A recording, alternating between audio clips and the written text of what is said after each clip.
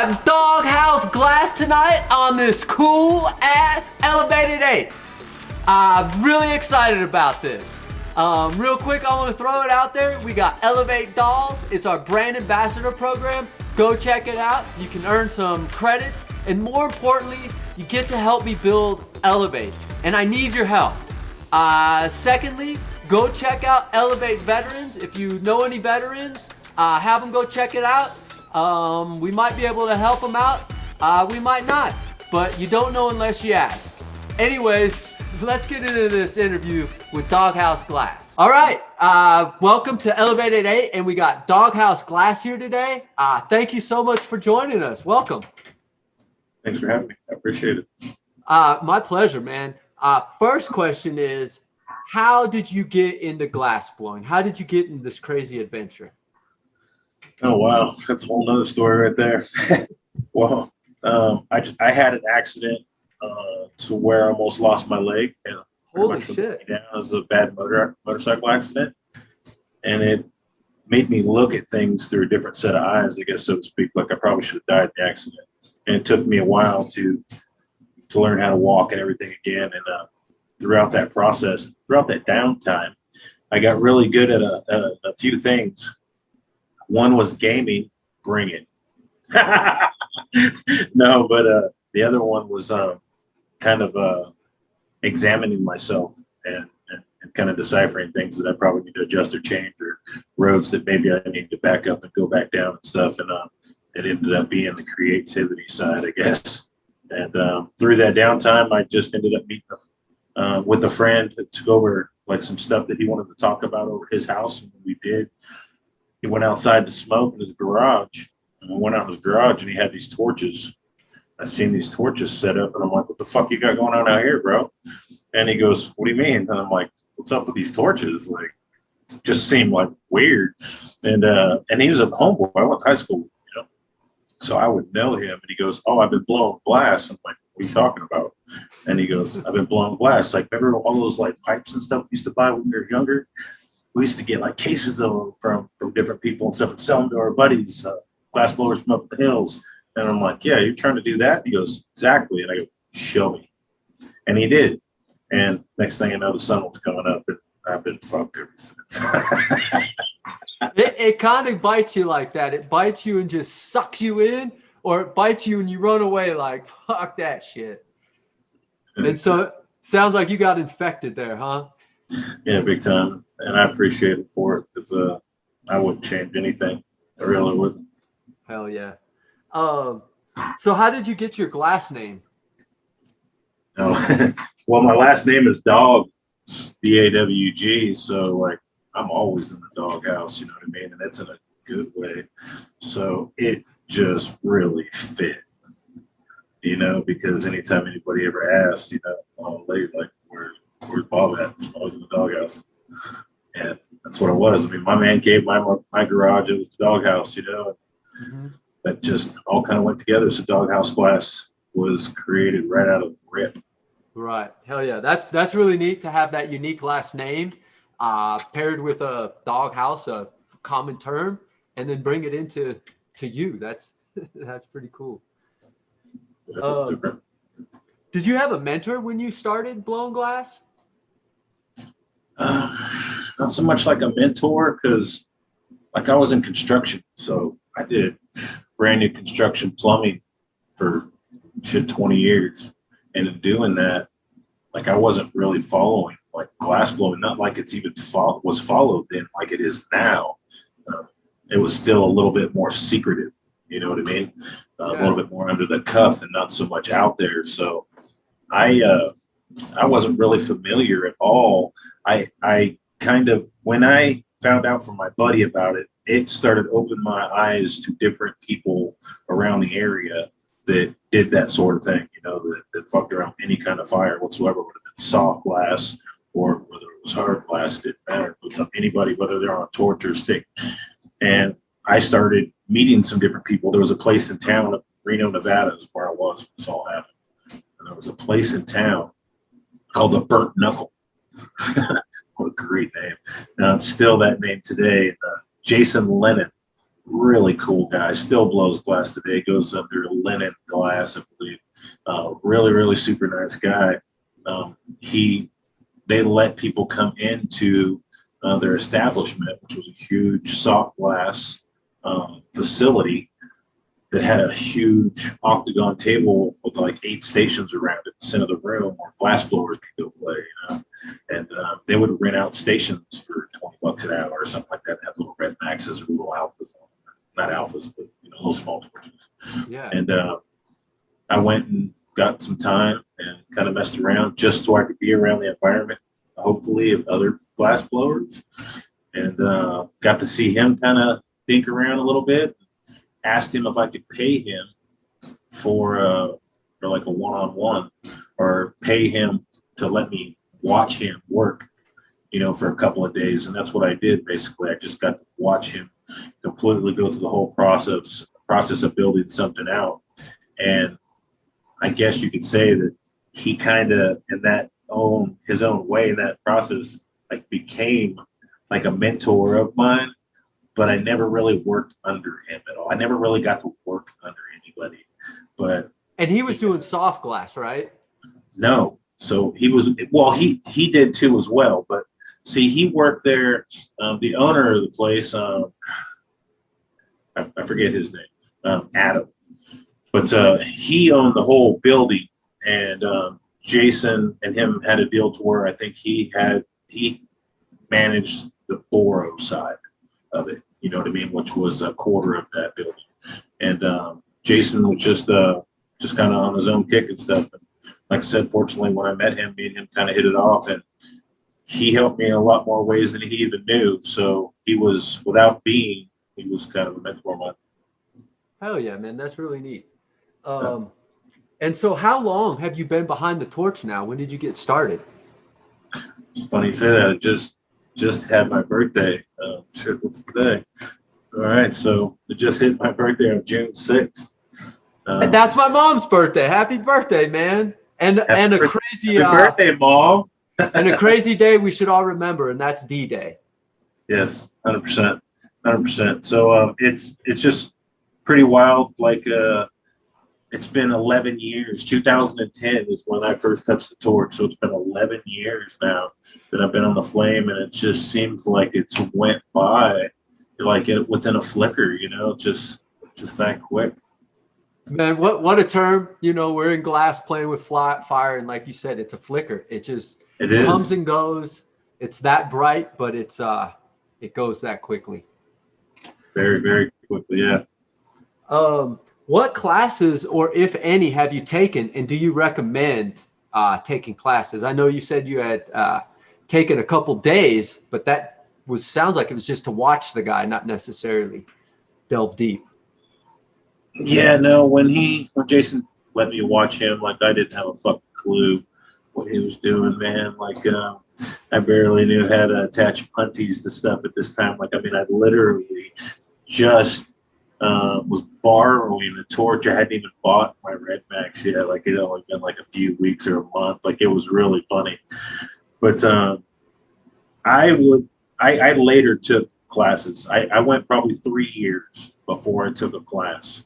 I moved to California. I had a big smoke shop out in Nevada, Reno, Nevada, right on the main strip. Virginia was the road there, where all the casinos were on. I was right on the strip, and I had this 2,500 square foot place. It was half head shop, half tattoo shop, all open, same building, to where, I mean, everyone's like working in together. And at the end of the shop, there was a big wall with a 7-foot window, 3 foot tall, and you got to see about 1,000 square foot of glass blowing area. And it was 4 guys, depending on, what time you're there. They were always blowing glass, and you could watch glass blowing while you shop. You could order from a glass blower. It was like something that wasn't common. This is in 2010. So this is not something that was very common. So did that for a couple of years. My mom had a stroke back in Missouri. And she's fine. But all of our family is like from California. I'm from Modesto, born and raised. So the idea was to get Mom back to where all the family was. I packed up. I moved to California. Got Mom back over there. Worked out at the farm where my uncle was not doing so hot. Everybody kind of got back up good, and I blew glass there. You know, I set up an old couple barns into a very fucking badass glass blowing area. It was really cool. And I was around a lot of very good glass blowers in that area at the time. We had Dustin Revere was in his prime over there in the Bay Area. And you see Ryan Fitt, the homie, he was just right up the road, an hour and a half away. Cool Hand Sue's a great friend of mine and stuff. She was within an hour. Like there was a lot. You got Lauren Stump, who was an hour and a half away from me. I mean, I can keep on going with some of these names. People are like, holy shit, like there's a lot of big name people right over there. There is. And they're all just as reclusive as you would think they are, you know, to an extent. So you can live next door to the baddest motherfucking artist on the planet. You might not ever see him touch a paintbrush. You know what I mean? You just, that's the way it was back then. Everything was a lot more shielded. You know, it wasn't, come on over, man, blow glass. That's not so much, you know, and what it is today is unbelievable. So when I moved to California and got kind of around all of those people, I thought, fuck, I need to take a class. I need to pay for one's classes. Well, at the time, they were doing all these classes over at Revere. So I signed up for a Eugene Goins class. And amazing artist. I mean, I don't even have to say nothing but Eugene. Everybody knows who he is. He's just a very well-established, long-careered artist, a very meticulous artist. He's an alien, if anyone was wondering. He is. He answered that question. He does the most amazing shit.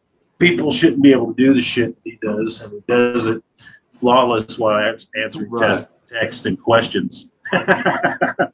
So he was my first class, and I've taken other classes as well. I've taken a class with Phil Siegel, taken a class with, let me see here, I've taken a handful of classes. So I took a Darby Holmes and a Eugene class. It was their first time teaching a class together. It was a really cool class.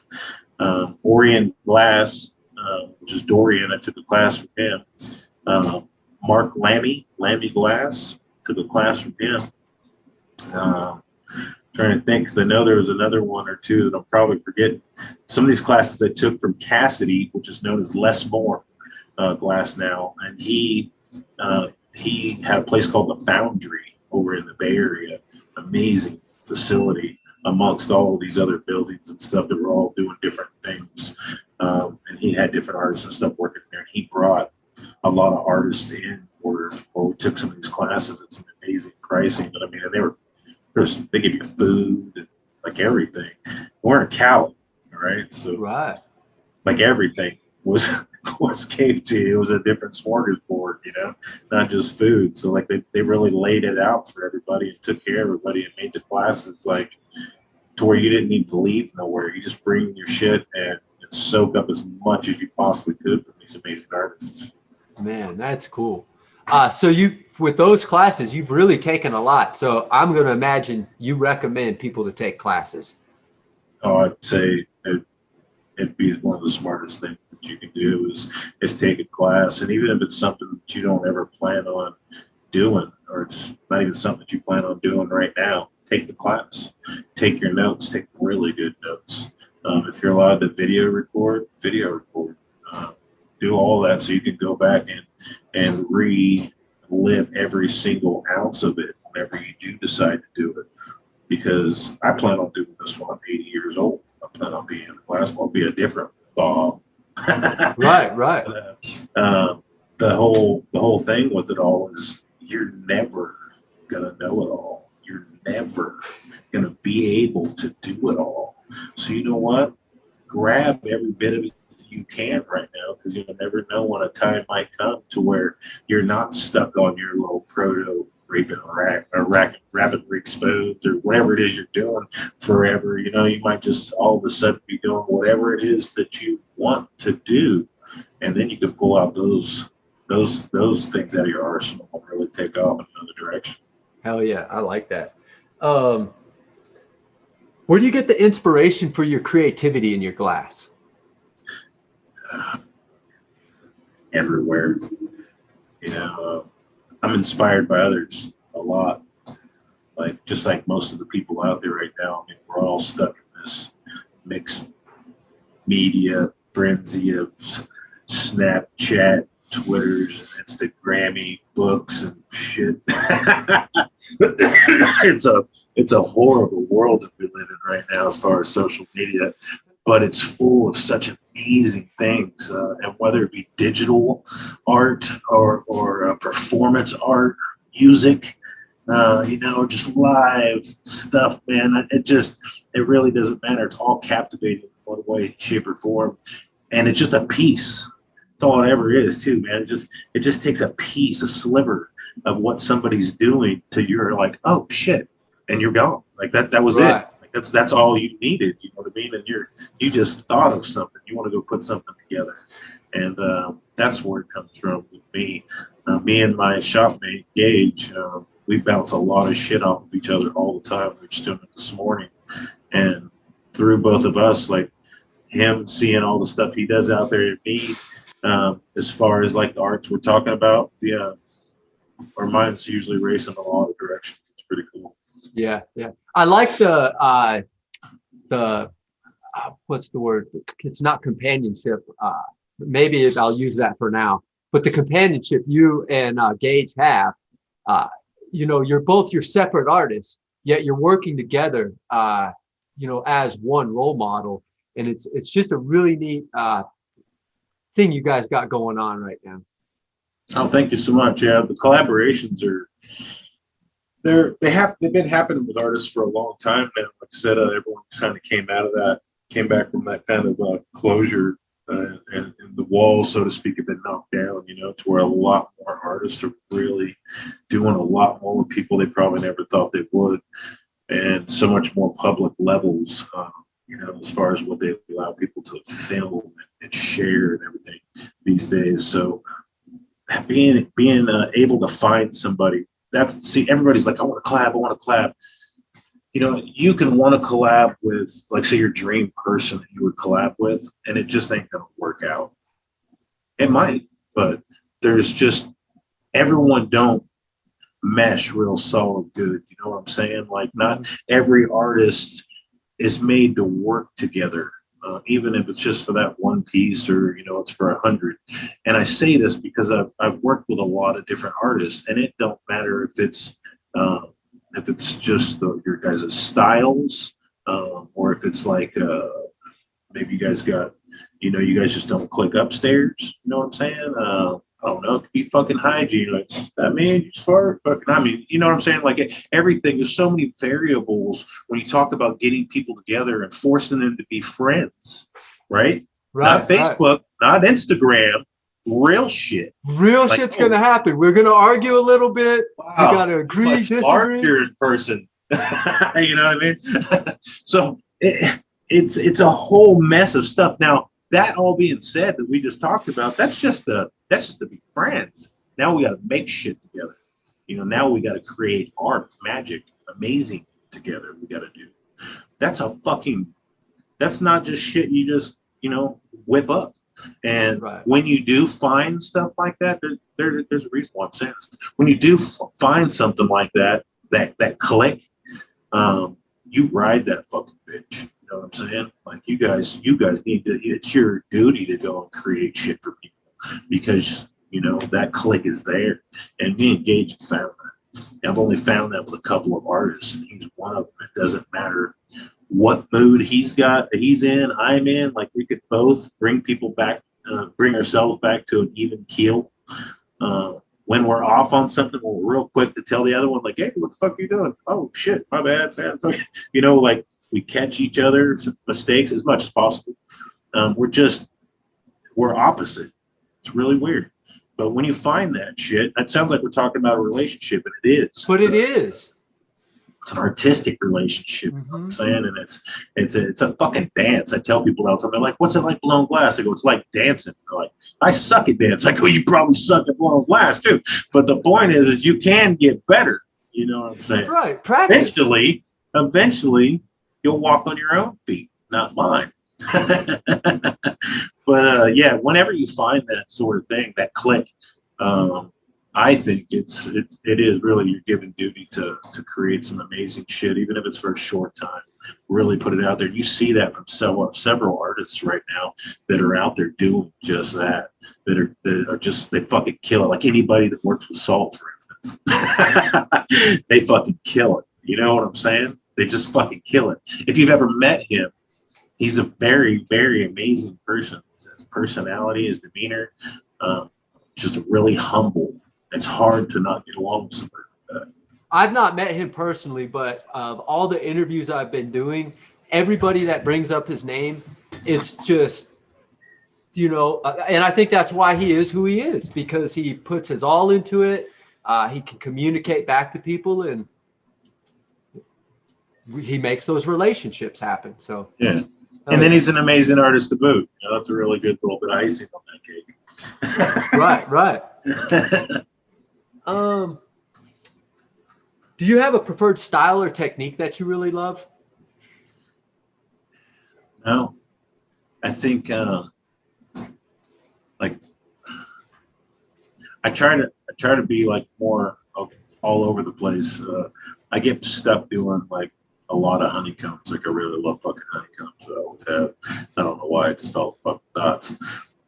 And the older I get, the more, gotta wear like glasses and shit. The more I'm like, man, maybe honeycomb was the right choice.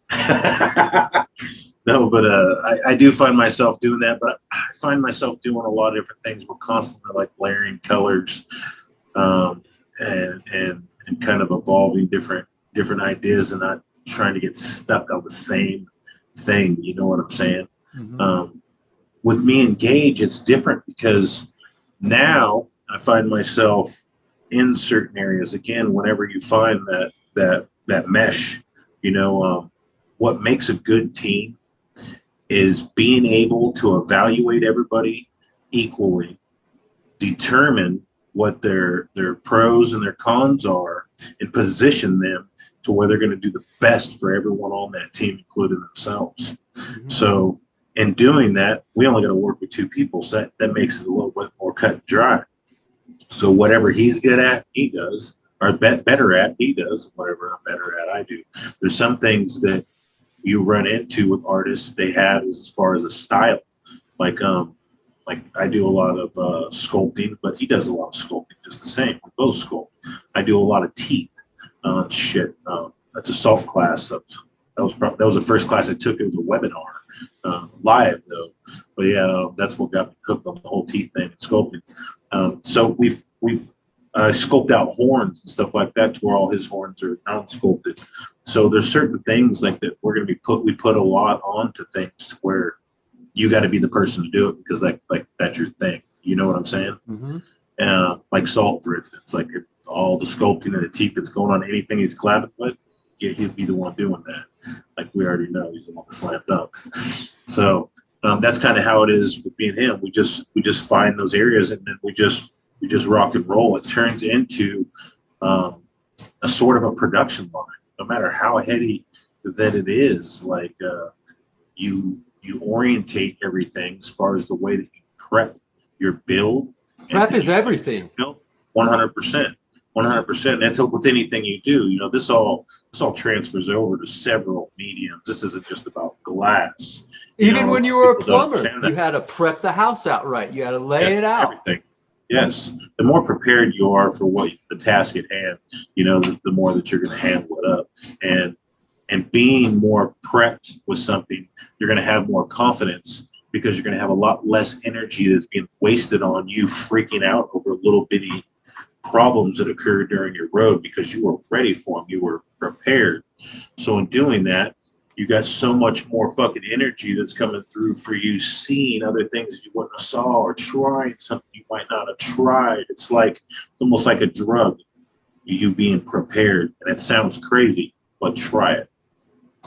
It's free. Be prepared.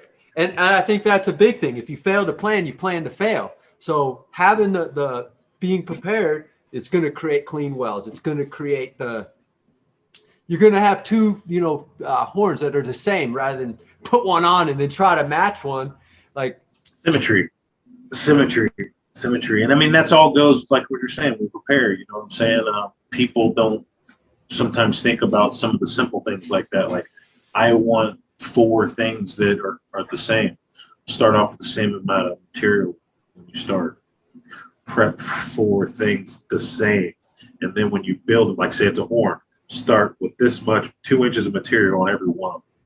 And then when you pull that horn, like if you pull them the same anyway, which you should because it's like it's a natural thing your body has, memory, muscle memory, you know, you're going to have pretty much the same size. And like I got hardy backer, probably 90% of glass blowers got hardy backer on top of their bench just because you can lay hot shit on it, don't catch on fire. It's a concrete board. And it's got these little squares. They're 1-inch squares. Yep. So it's super easy to take a Sharpie and draw you a ruler. You know, like whoop, 1 inch. Hey, look at that too. And I do that. I've always done that on my fucking table. So I got a little hot rulers. I stick hot glass right to it. It's not fucking catching on fire. So I'll measure my shit, tubes, sections, whatever. If I'm trying to keep things uniform, and that's when you tune it up, not later when it's on the piece. Right at the beginning. Yeah, do it now. And as you do that throughout what you're doing, when you get to the end, your cleanup is really easy. You know what I mean? Because you're a lot more prepared. Right. That's a whole other program right there. You can just call it prepared. Being prepared, right? Like that'll get you far in life, being prepared. So yeah, 100%. Get you prepared to die. Yeah. What are your favorite items to blow? Pipes, rigs, pendants? You know what? I just love glass, to be honest with you. Like you said earlier, like I'm always mixing it up. It's all that stuff. I mean, it's pendants, it's pipes, it's beer mugs. You know, we've been doing like these badass mugs and steins, the Viking drinking horns, different sculpted out rigs. And I mean, when you say rigs, that's a whole other category. You know what I mean? Like what kinds of rigs? Right. You know what I mean? You got so many roads. So diversity, I would say, is something that we really shoot for. We try to always switch it up a little bit. And one thing that I guess is really important too is always pay attention to your customer base, pay attention to what everybody's doing out there around you. Everything we talked about, you know, flicker of a flame, blink of an eye. That's how quick trends are. Mm-hmm. You know, that's how quick. There go a little old school for some people, but that's how quick it goes from the fucking hot knife to the dome and nail. You know what I'm saying? Right into, you know, everybody using a dish with no fucking lid on it to using a goddamn jar with a screw on cap to using the nails that we use today. It's crazy, right? It's evolution, and some things will last, you know, months. Some things will last years. You know, some things might go forever, like the joint. You know what I'm saying? It's just you don't know. So if you're riding the gravy trains, then all aboard. You know what I mean? Pay attention, and everything that's going on around you. That's the things that you want to be doing. We started seeing that when we were doing. People were wanting a lot bigger headies for a while, so we started doing bigger headies, and then the prices started getting a little crazy. All around us, we started seeing the prices, but the more like heady we were making stuff, our prices were kind of going up too, to places to where we always thought like, we're not going to sell shit like that high. That's crazy. You know, and I'm like, oh, fuck. Now we understand kind of why we're selling some of the shit high. We see the time we're putting into it and all the different stuff. And right. We get people, I do a huge part of the sales for us. Okay. So I see a lot of, as far as the fluctuation, as far as what I'm putting on the schedule board for us, money coming in, you know. So I know when we got lows and shit, and we started seeing that, and me and Gage started talking about doing like some smaller items, and Gage, he came up with the idea basically for, it was like that pocket shredder. We did something called a sear. It was much larger. And we took a sear and squatted it down to something really small, 4-inch or 4.5-inch piece, and put all that sexy that was in it into that same package for a smaller price. Because it's smaller sections and we're able to do them quicker, everything. So in doing that, we actually opened up a whole door for doing a whole micro series. So we had, I don't know, just say like 8 or 10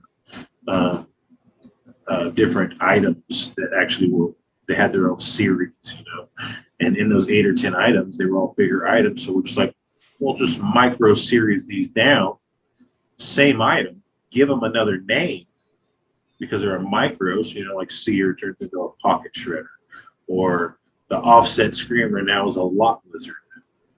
You know what I'm saying? A lot lizard. The time traveler is now a time capsule. You know what I'm saying? And these are what we did. We changed the names on things, and all of a sudden, those same fucking things that we're making are taking off. Everyone's just like, oh, fuck, I need 4 of these. I need 10 of those. And they're like, holy shit, it's crazy. And like, what the fuck is different? It's like, people want more compact shit right now. They want to spend a little bit less, but they want the same sexy, and they want smaller shit right now. So, okay, let's go with that. And you know what? That might be gone tomorrow. You know what I mean? Maybe all of a sudden everyone's going to want bombs. You know what I mean? Fuck, I don't know. Who the fuck knows?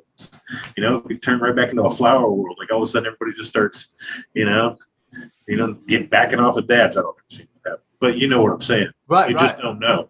So you got to really pay attention to what's going on around you and flow with it. And be right, like you said, be prepared to flow, be prepared to pivot. And because, right, if you get stuck doing the same thing and the world changes, you're just going to be left behind. 100%. I mean, if you just make pipes, when everyone started making dab bricks, you were like, fuck, now I got to learn something. You know what I mean? While everyone's taking all those store orders from you. It's crazy. It's almost come back to flip because pipes have come back a little bit now. Oh, yeah. And you go to it and like I see some of these kids that learn rigs, they can't make a pipe now. And it's just, It's just funny, I think. I've taught classes and in teaching classes, I've had a couple of apprentices along the way too. And I tell them, like at first I teach them solid stuff and then I get them into the hollow stuff. I teach the solid stuff so they're able to have a dormant skills for their hollow stuff. They start doing that. They kind of learn, but I hate marbles, I want to make a rig. I'm like, you didn't make a spoon yet, relax. And then you get them making spoons. It's like, how many spoons are I going to make? I'm like, dude, you made like 10 in your career. Like, fucking calm down. Like I have broken more shit than you've attempted to make by many, many hundreds. I said, you got a lot to do, but they don't want to do it. They go into those rigs and sure as shit, like what you just said. I mean, case in point, they get a hold of me like, hey, can I take a spoon class from you? And I'm like, I'm fucking laughing right now. Like, are you serious?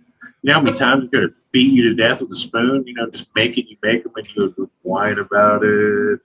Now you're like begging me to take a class. I'm like, yeah, come over. and somehow though they figure out how to do all the beautiful welds and shit though on those rigs too, but they can't make a pipe. So it's just kind of neat. Diversification. We go right back to what we just said. Diversification. You guys, I don't care who it is or what you do. So what if you love Fab 8s? So what if you like making ball rings? Who cares if you're the recycler king?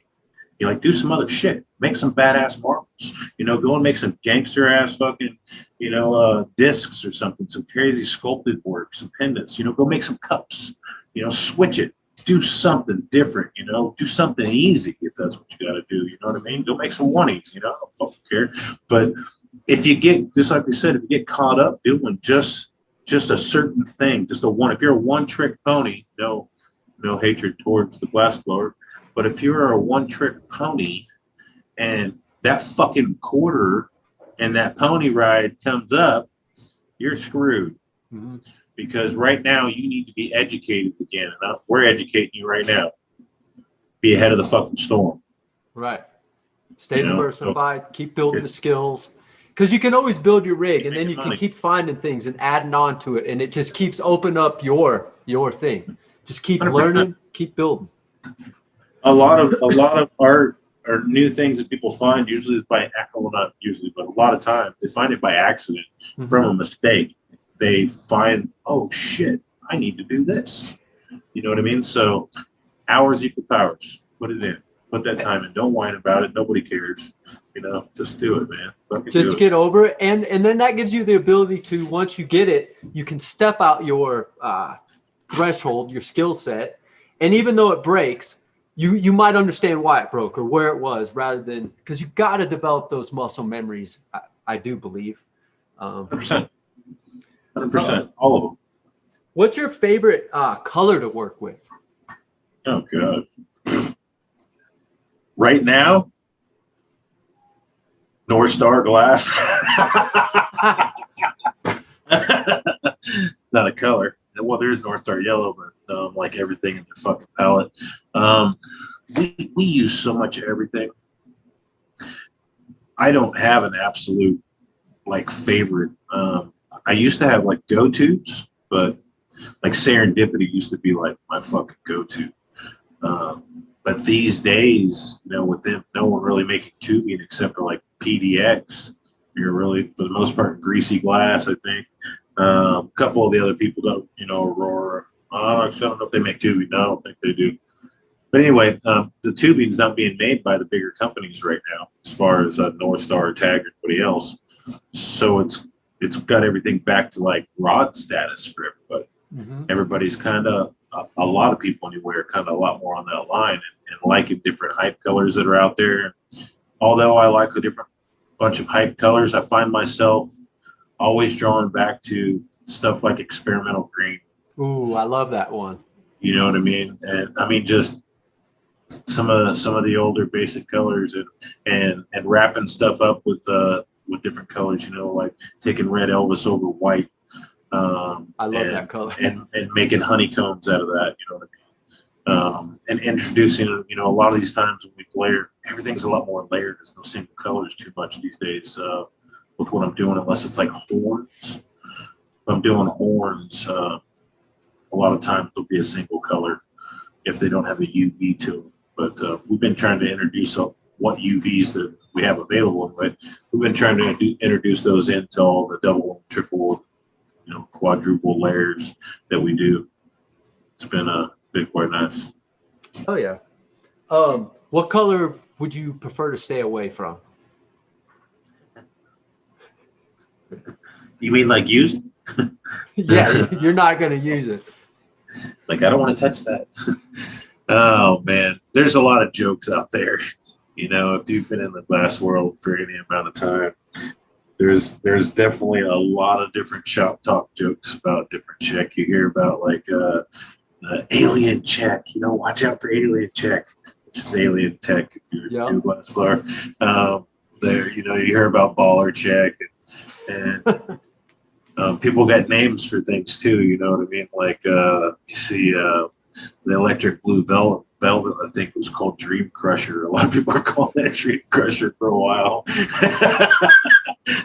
But if it was just like a color that I wouldn't want really anything to fucking do with, it's probably that bibbity bobbity bobbity blue that I've never used it, but I heard bad things. Away from. Yeah, there's nothing. It was a mistake that should have never made anything public. That would be the color that I would probably. Anything else, like I'm down to fuck with it, mix it up one way or another, use it. But that one, it don't like nobody. It's a very racist color that hates humans. And it doesn't even work with clear glass probably then, huh? You know what? I only tried it a handful of times and it was enough for me. I went back and tried it again thinking, hey, you know what? I didn't know a whole bunch back then. Maybe it was me. No, what? It totally wasn't me. But there it is, giving it a try again, thinking, hey, maybe I learned something over time. I'll try it again. And that's a good point to show, I think. Leave that one alone. What's the most amount of time you've ever spent on one particular piece? Oh, wow. Probably like 7 or 8 days, I think. Is that a full, probably, typically 8 hours in a day on average? Probably more? Yeah, more. Me and Gage got serious issues. We work a lot of hours. That right there, probably, a lot of people don't really think about that. Something they don't think about either. It's like a typical 6 hour, maybe 8 hours, glass blowing day for like just like an average glass blower. And then you got guys that go out and crush it and stuff that are putting in 12 to 16 hours a day. Right. They're kind of that's a 5-year glass blower. It's really got 10 years worth of time under his belt. When you think about that, like that's fucking crazy. But no, to answer your question, I would say it was probably more going into the paint type 12-hour days, just because you get caught in certain moments, man, and you can't stop. You know what I mean? You kind of need to get these certain things done. It's not kill crash time. Right. And did that piece make it then? I hope. Yeah. That's another thing, man. We talked about meshing, finding like the right people to be able to work with and stuff like that, man. It really limits your donations to the glass gods. You know what I'm saying? So there's we have a really low number when it comes to breakage on shit, and we got a really good recovery rate. You know, we've had some stuff because sometimes, man, just things happen. You know what I mean? You start running low on propane and you're bunsen in your piece, but it's not really bunsen in your piece like it should because you're running out of propane. And you don't really know it. You know what I mean? And you go to work back in the flame, you kind of see your flames a little bit different, and tink, you get a little crack, a surface crack, because all the plumbing that's not really getting heated up like it should. You know what I'm saying? It don't have to be like a bad weld or a bad connection. Colors not agreeing with each other. Like there's so many variables out there, and to be able to evaluate, determine something on the fly like that, and to be able to make it go away without destroying the whole piece, that's a whole nother skill set. Absolutely. It really is. I've learned that from people because I have collabed with people to where like something cracks and I mean it's like, oh fuck it, like throw it on the table, like fucking shit, I just did all this. I'm like, dude, hand me that. All right, you're all good again, you know, fucking calm down. Go burn one, you know. Right. But and that's a big skill set to be able to grab that. And it takes a long time to say, damn, fuck, I don't have to throw it in the water bowl. And even though it cracked, it did this, it might not be the 100% I was going for. I can still get it to this 90. And you learn how to save it. And the mass amount of, there's stuff, even when it breaks, it sucks. But it does, you know what I mean? But everything's not meant to make it. You know, some stuff's got to break. Shit, you got to break some egg. You want to make a cake. You know what I'm saying? Like it's just the way that it is. We call it donate to the glass gods. You know what? Everybody wants a taste. That's just what it is. And when it comes to the gods, you know what I mean? They get what the fuck they want. Right. You know, you have no say. That shit. So it really, we prefer that they do it when it's not all like crazy custom. We got to really go out of our way to make other shit, bringing shit back to life. But it happens, man. It is what it is. And you know what? You got to be ready for it no matter what it is. At the end of the day, it's fucking glass. Don't freak out. I had a conversation with my son yesterday, and it's kind of similar, but nothing to do with glass. And he was kind of freaking out. He just got introduced to a PlayStation 3. He's 6 years old, all right? This is his very first unit he just found out that the thing that he's been putting Netflix movies in and using this paddle for the last 3-4 years is a fucking video game. He's like, Dad. You tricked me. So he was getting all frustrated. I'm like, hey, son, I paused it. He's like, look at the screen. He's looking at me. He's looking at the screen. He's looking at me. I'm like, hey, focus. He's like, what, Dad? I'm like, calm down. He goes, what do you mean? I go, you're getting all freaked out. Oh, yeah, but this is and this is. I'm like, hey, it's a game. Don't worry about it. I go, when you die on here, you start over. Right at the same damn place you were at checkpoints. Don't worry about it. It's the same thing in life. Shit happens. Pick up the pieces. Take a breather. You know, name off fucking 5 blue things in the room or count to 10. Do whatever you got to do. You know what I'm saying? To regroup, get your composure. You know what I mean? And go right back after. This glass is your bitch. That torch, that is your bitch. Right. They do what the fuck you tell them to do. You know what I'm saying? So we break shit, and then we make shit. And that's just the way that it is. It's an evil circle that we're in. But once you kind of get out of those states of freaking out about stuff and more like, oh shit, all right, what do I need to do right now? Even if it's calling on a homie, hey, will you grab your little torch from your hand over here? All right, I'm gonna come out of the butts and let's get it. You know what I'm saying? Get that side. Let's stop this fucking crack from taking off. Whatever it is, like again, it's preparation. It's on a whole other fence of preparation, but you're preparing how you're gonna fix something. You know, you hear people say it's not about what you break, it's about what you fix. And they say that because they fucking know it's a whole other beast. It's true, and it's hard. It is. It can be. But you know what? It defines somebody. You put all this energy into something. I mean, these pieces, and we tell people this. I mean, everything's one of a kind. I don't give a fuck if you're a proto guy or not. Every single one of them, I can point out something a little bit different. Absolutely. You know, I mean, and that's just the way it is. And every one of them got a whole different level of energy. When you put this kind of energy, like when we're talking into something, you know what I mean, just to let it take advantage of you. You know what I mean? Hell no. But when you flip that script and you bring that thing back from the dead, basically, you know what I mean? You own that fucking thing. That thing has so much different energy in it now. Like, it's unbelievable. Somebody just got brought in helping that thing that didn't have anything to do with your piece per se. You know what I'm saying? Like, the energy that you just wasn't going to let it die. You know what I mean? You're like a medic. You know what I'm saying? You just handle it up. And that's a whole nother level of something that comes with art that people just don't understand. It's not Walmart shelf shit. This ain't clearance, baby. You know what I'm saying? This is real life, badass, like pouring your heart, soul, blood, sweat, tears into something that's going to go, you know, into somebody else's home, maybe forever. You know what I mean? Might get broke tomorrow. You just never know. But either way, like, your energy is getting transferred into something. And we tell people a lot of time when something gets broke, it's like, man, you just it wasn't getting the right energy like it didn't need to make it. You know what I'm saying? It was one of those pieces like it needed to go, probably. Don't worry about it. Make a better one this time. You know what I mean? Yeah. Shake it off, dog. I like it. Have you ever competed in any events before?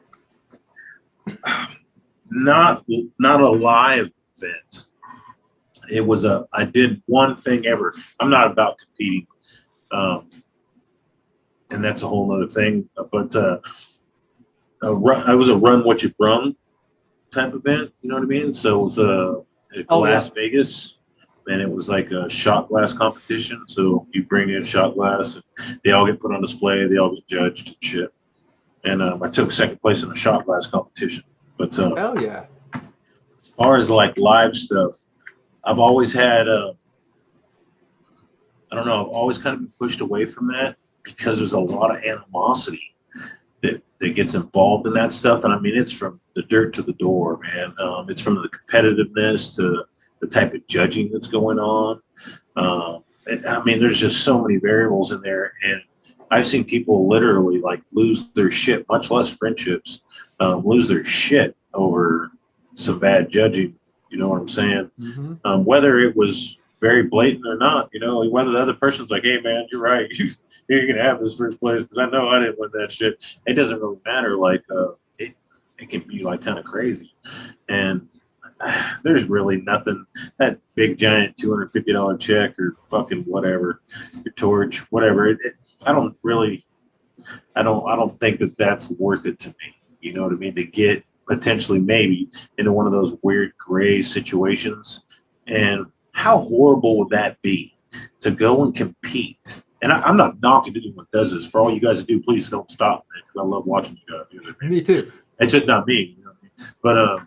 But how horrible is that, man? To go just put everything you got into fucking the preparation, going and killing it at an event, knowing somebody fucking stomped a mud hole in your ass, no pun intended, and still winning them, right? Knowing that you lost, you know what I mean? Only to have it turn into a crazy shit show of you having a first place prizes and sign and pictures and Insta famous on every fucking network out there and shit, and feel just so dirty and violated. You know what I mean? That how disgusting is that? You know what I mean? When that's supposed to be such a great moment. You know what I mean? You're up on the pedestal. You won. You fucked everything. I won. That would suck. That would suck, man. That would suck for anybody, no matter who the fuck you are. I agree. And I don't want to be part of that. I want to be the guy on the side going, man, I thought you killed. Yeah, and you probably put enough pressure on yourself to create the next best piece. Yeah, I would probably have too much pressure. Me and Gage both, you know, just would have too much. I did a demo, a live demo at Chalice 5 years ago. don't know if you're familiar with Chalice. It's a I've thing heard of it. over in California. D-Rec actually handled all the glass blowers in there, but it was like just about every big name glass blower was there. Like all these badasses. And there's 3 scorching fucking days in the 115-degree sun that we're up on stage like 10, 12 glass blowers at a time, all for like 3-hour intervals or whatever. That are blowing glass, and it's like all these kilns that everyone's getting down into, and everything's all live. Everybody gets to watch them. And we did a really large. We engaged in a source for, this fucking big. It was huge. It was the biggest piece that anyone made at the event and stuff. And I blew glass like right next to Dave LaBrava Lurch. I had some things go wrong on the piece. And I had another artist that was supposed to work that took a bunch of Molly or something, said, hey, you can have my spot. It was like 4 more hours or something like that. And I got to finish the piece and get it all done. And Ryan Fitt, a good friend of ours, he ended up making an eyeball that I threw on it. So it ended up turning into like a 3-way collab. But we're in there, we're around like all these different artists, and we're doing all this live. And you got that feel that like you're in a competition. And we're totally not. Nobody is competing at all. But the way everyone's hustling and driving and doing their thing, we're all just demoing. But all these artists that are up there, there were no scabs. There was no fucking hacks up there whatsoever. And I'm not talking shit on nobody. I was a scab. You know what I'm saying? Like literally. Like I was the underdog. And I'm like, fuck, man, like surrounded by all this fucking these epic glass blowers, badasses. And they're throwing down like they're straight up competing. The shit they're putting in the kiln, it might not have been of large size, whatever, but it was all badass stuff they were doing. In the allotted time that they had, we brought something that was mostly made. Where I finished up there, I did all the adornment at the show. But being in that atmosphere with those guys and that feeling that you can feel that tense fucking vibration coming off everybody, I'm like, no way I could compete. No way, man. It's just too much, man. I'm like, I'm not the one that has a bunch of anxiety, but you can feel that anxiety that kind of gets caused from being around such intense caliber people. And I think that's it. Everybody is intense, and they're always their own worst critic. So whether they're competing against you or not, they're competing against themselves. So it's just the competition is just, like you said, it's intense without being there. Yeah, the competition amongst friends, right? Some of the best. Yeah. Do you consume cannabis yourself? Yes, I do. Do you prefer flower concentrates, or you just like the plant all around? Yeah, both. Honestly. I had that bad motorcycle wreck stuff I told you about earlier, and doing that, like they try to pop every fucking thing out. They had me on just all kinds of shit, and I'm not a pill popper. I don't even fucking eat Tylenol. You know what I'm saying? Like, never been really kind of heavy into any of that kind of shit, and it was really weird. I wasn't like hooked on, but kind of starting that path of getting hooked on these fucking pills that they had me on, Oxycontins and Vicodins, and they had me on morphine when I was at the fucking hospital and other shit. Like it was just all bad. So cannabis was like just made that all go away that easy. The laws changed. I was in Nevada, and the laws changed there, and everything went medical. And when it did, I just took my transcripts down about my leg, and I got a card like no problem. At first, getting a card there was pretty weird. Then it got a lot more lenient, like they do in California. When you get one, I think you could get one on an app on your way down there. Just pick it up and drive through, like $70 or something. Grow like 100 plants. Right.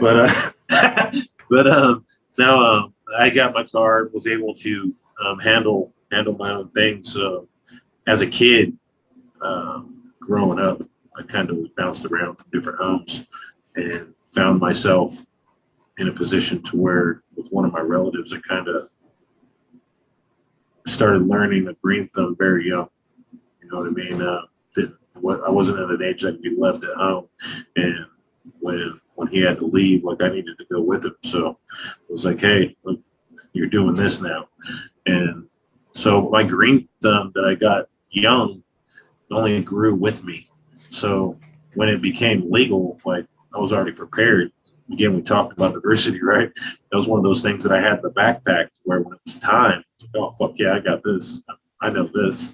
And it worked out great. I set myself up nice and I was able to take care of myself. I wasn't paying high dollar for medicine. You know, like people get forced into those situations, unfortunately. You hear about all the different problems people have today, you know, whether it be fucking anxieties, you know, whether it be fucking social disorders, it doesn't matter. I mean, you go on and on and on and on and on, and every one of them, I mean, 99%, every one of them can be cured with cannabis. You know, you can like completely kill just about pharma with cannabis. And that's why it's been such a negative impact in the world, and that's why it's been put out into the, you know, Fox TV and you know, networks and medias and stuff, that it's such a horrible thing for everyone's lives for years. You know, and now it's coming around tenfold to a whole different way of life. Like all of a sudden it's not a big deal, but you know, the government's getting their slice. So cannabis will always be a part of my life. I have kids now, and it makes it really different for me because they will know, you know, about my life, but right now it's just not the time for them, you know. So where I used to be a lot more freely about things, you know, not now. I'm adulting. It's pretty wild, but it's still the same, man. It's something that I'm gonna live with my whole life. I don't ever want to preferably claim disability or have to be a pill popper of any sort whatsoever. So as long as there's a way to farm it, you know, a way to have access to it, you know, I'm pretty much gonna have cannabis my whole life. It's a relationship we have. Well, that's a good thing you found cannabis to help you break that path that the doctors put you on, because I've seen it time and time again. You know, people go see a doctor, they get put on this script. Next thing you know it, they're on more and more and more. Next thing you know, like my partner, next thing you know, she was on 4 pages of scripts from the VA. She needs a new liver and she's going to die in 5 years. She's completely off all those drugs, only uses cannabis. So while pharma can make some great things for particular things, maybe it's a little bit, maybe they should only be giving us some of this shit when we're dying.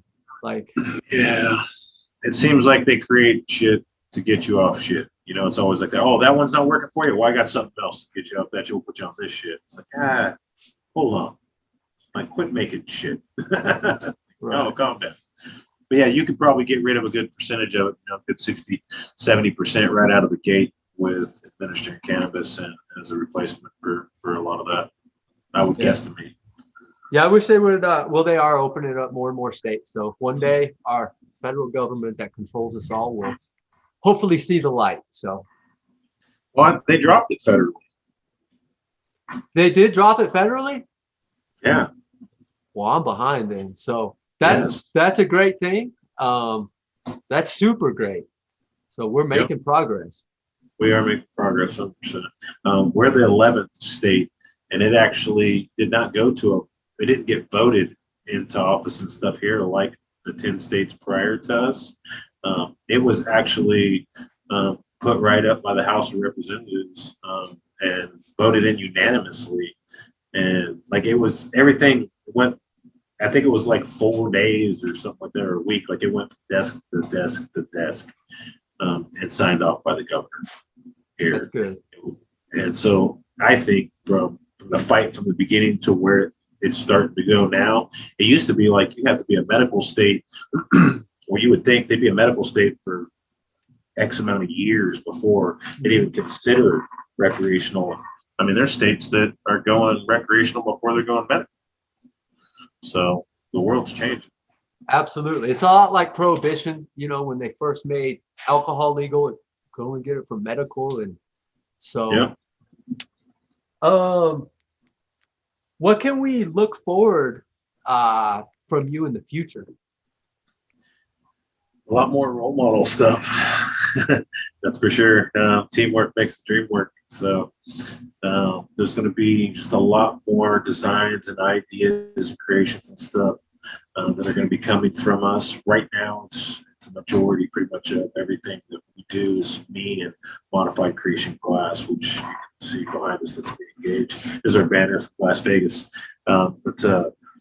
It's pretty consistent with us, and anytime we bring other people in for our collabs, and right now we have a shop, Kevin Twin, and he goes by Dawg Glass, and he gets involved in some of the orders that we take on.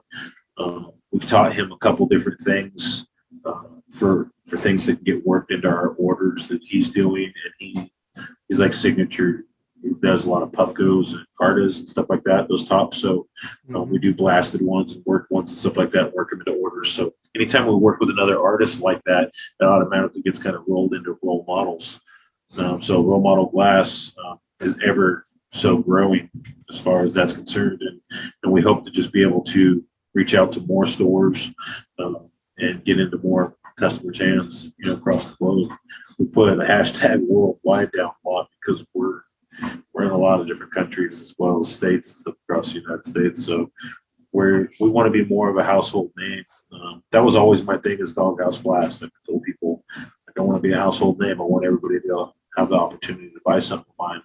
And I want to be priced like that. I don't want to have glass. You got to be able to spend $15K to get a piece for me or something, and not knocking anyone that has shit like that. There's a reason why there's those prices, but there's always a different type of artist. Everything they do, from fucking business to the medium that they choose. So everyone's got a different wolf to feed. You know what I mean? I have several in my household, 3 baby ones, but whatever you need to get by in your life, whatever your nut needs to be, that's the kind of money that you need to make. And I didn't have much outside of my kids that I really need to fend for. I lived pretty easy, so there wasn't need like really fancy cars and all kinds of toys and stuff like that. So my money gets saved up and spent on my family more than anything else. Gets put back into glass. I got glass addiction. But in doing all this, I guess you find yourself, I don't know, a little bit more grounded, so to speak. Yeah.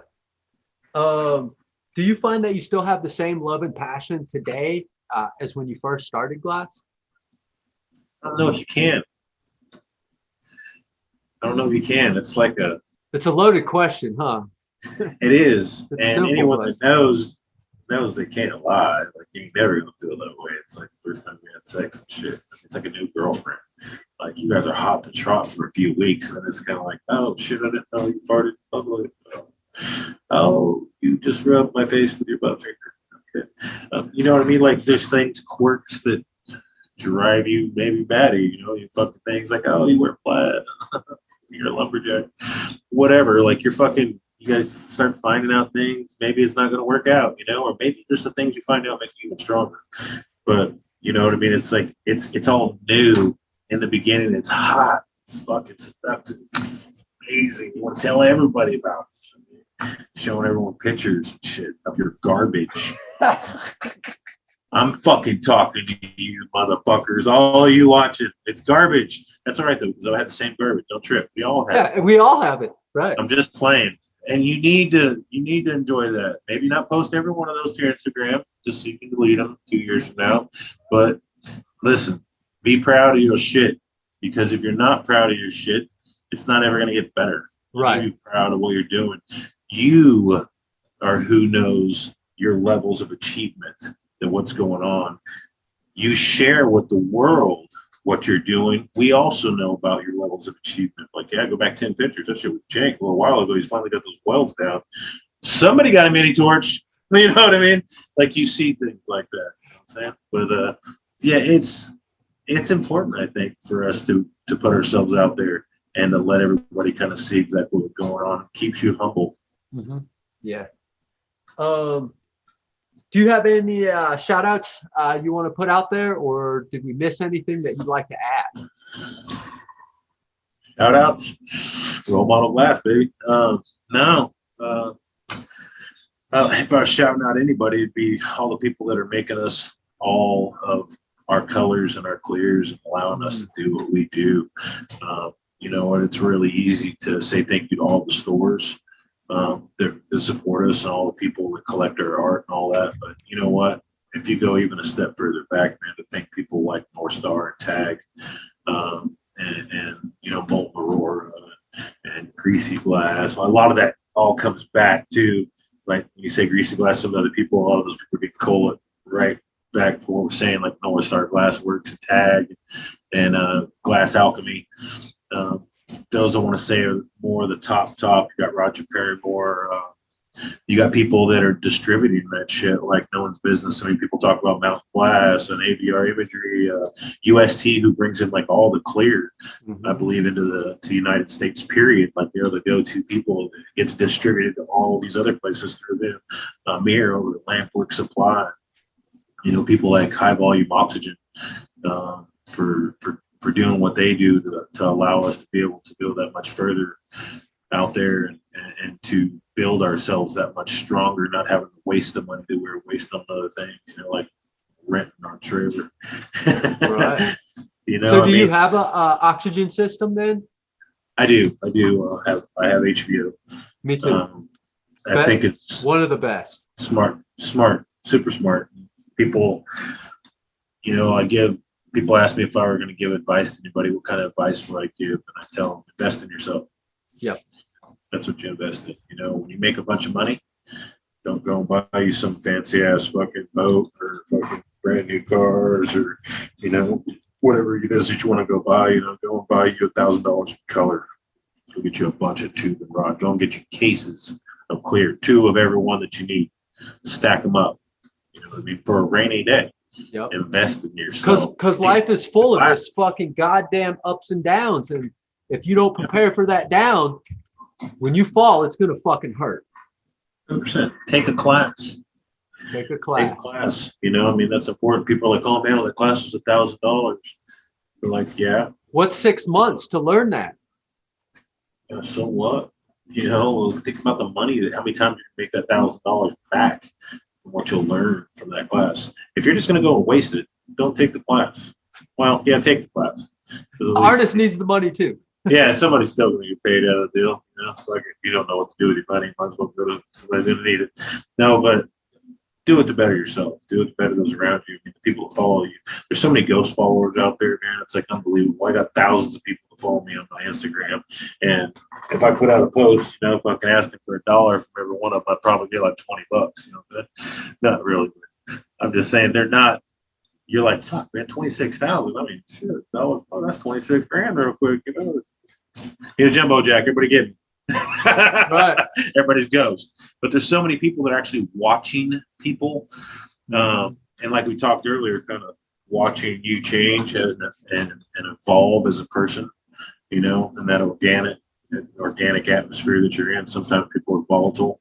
Sometimes people are just like super chill. But, you know, people are interesting to watch from as far as a lot of people watchers. And social media today makes that easy. You know, so shout out to Instagram.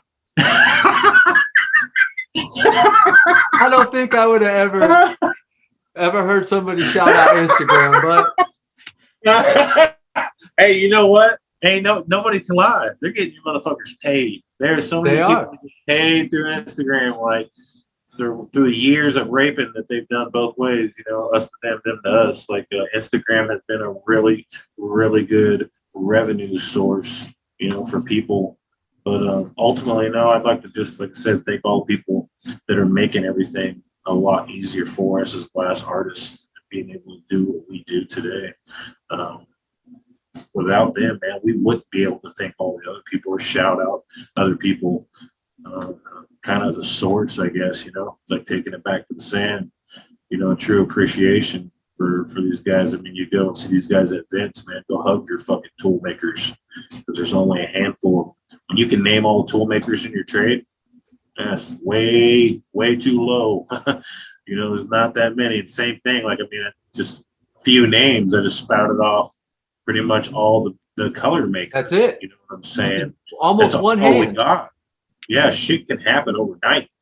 You know what I mean? Well, and North Star just bought out Tag. So, I mean, literally, Yep. Like the world's changing, getting So smaller. that was amazing combination too. That For joining sure. collaboration and Mhm. Gaffer's part of their team now, so it's a three-way collaboration on that one. And Gaffer's the ones that they're doing all the sand mixes with. So all the newer stuff they're doing right now, the experimental colors that they're doing, is all coming from a sand mix like Molten Aurora does. So it's all bubble-free, beautiful, sexy. Costs more, but so what? It's amazing. But Gaffer's also the guys that they do the Illuminati with. Okay, yep, I remember that. So yeah, they're all official. We buy a majority of our color straight from North Star.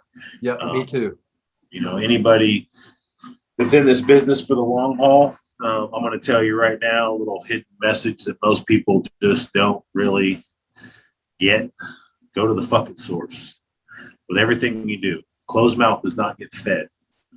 So ask politely if there's a certain level or levels that you can be at to get different price breaks and buying materials, whatever materials it is you're doing. You can do that with anything in life. You have done a majority of things in life. You do it at yard sales. You've done it with your drug dealers for your whole fucking life. You know what I mean? Like you do it on Marketplace, Craigslist. Like why not, right? Just ask the question, and you'd be amazed at the opportunities that are out there. And when you start doing that, you start building up a different level. I mean, as you grow, so do your orders. Maybe you get 3 more shop mates, and all of a sudden you got way bigger orders and stuff, and they want to take care of you even that much more. So build relationships, especially when it's a community as small as what we're in right now. Build positive, healthy relationships. Be humble and build positive, healthy relationships. And I'll tell you what, you might not need any favors or whatsoever forever. And then again, you might need one not too far down the road. The more people you're taking care of and being cool with in these kind of situations like we're talking about, more people are going to have your back when it's truly, really needed. So I would say fucking just remain humble, and everything will probably come to fruition if you allow it to. Just like a seed in the ground, man. It's not going to be a tree tomorrow. Right. Takes time, takes work, and takes planning. Takes love. And love. Takes love. Yeah. Takes some fucking love, man. No, but we're very fortunate. We're very fortunate to have you guys ask us to be on the broadcast. And we're very fortunate My to be pleasure. where we are in life, you know. Well, Yeah. Dawg House, what's the best place that we can go and see your work, find your stuff? Is it Instagram, Facebook? Do you have a website? Instagram, TikTok, I just kind of started messing with, but both of them are Dawg House Glass, DAWG. You can find us at, and all of our role model glass is just that. It's at Role Model Glass. Best place is going to be able to find it on Instagram. And you'll find Shopmate 2, Modified Creations Glass on Instagram as well. Our work, we always tag our work with Role Model Glass and stuff too, so it's real easy for you to jump across platforms and stay linked up with everything we've got going on the other pages as well. Fresh. Well, thanks a lot for joining me on this Elev8 Dawg House. I appreciate your time. It was fucking awesome. Much love. Peace out, man. All right, man. Take it easy. Wow, that was super awesome. That dude is super humble. Like I really want to work with this guy. Like, just I feel like being in his presence is just an adventure that I need to take. Just wow, man, I had such a blast, and it's just amazing. So go make sure that you're following this guy. Check him out. Super cool stuff. Also, if you're looking for some Elev8 gear, check it out. We have mind, body, and spirit. You can elevate it all, stay in the clouds, and more importantly, you're helping out Elev8. And if you want to help us out even more, which we need your help, check out Elev8 Ambassadors. It's Elev8 dolls and Elev8 dudes, and you get to help grow Elev8, which is really cool. You get credits, which gets you some shirts, gets you some glass. Not quite sure about the grass. Anyways, we also have Elev8 Veterans. Go check it out. It's our 501c3 nonprofit where we rehabilitate and reacclimate soldiers into, back into civil life. We try our best. Anyways, Elev8, mind, body, spirit.